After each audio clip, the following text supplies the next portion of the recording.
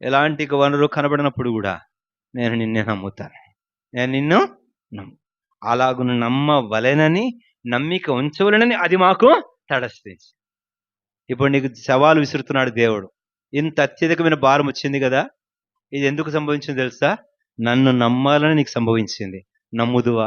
నా యందు నమ్మికించుదువా? నేను పరిస్థితులను రివైవ్ చేయగలనని, నేను మృతమైన పరిస్థితులలో కూడా మళ్ళా జీవం పోయగలనని నమ్మగలవా?